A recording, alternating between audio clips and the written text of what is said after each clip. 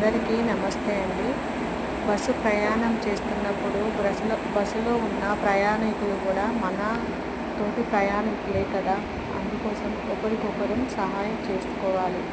పక్కన కొద్దిగా సీటు ఖాళీ ఉంటే కొంచెం జరిగి కూర్చోమనాలి. మన సొంతం కాదు కదా. అందరం కలిసి ప్రయాణం చేయాలి. గమ్యం చేరాలంటే కంపల్సరీ బస్సు ఎక్కాలి. అందరికీ కార్లు అవి ఉండవు కదా. బస్సు ఎక్కడానికి వచ్చినప్పుడు కొంచెం చేతు తాకినా కాళ్ళు తాకినా ఓర్చుకోవాలి. ఎందుకు తాకించిన వాళ్ళు గొడవలు పడతారు బస్సులో. అలా పడితే లాభం ఏంటండి?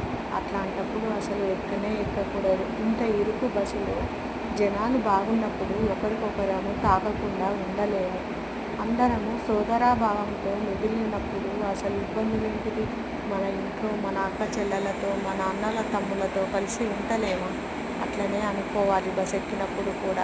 అందుకే గొడవలు పడకుండా ఒకరికొకరం సహాయం చేసుకుంటూ కొద్దిగా సీటు ఖాళీ ఉన్నా పక్కకు జరిగి కూర్చోమనాలి.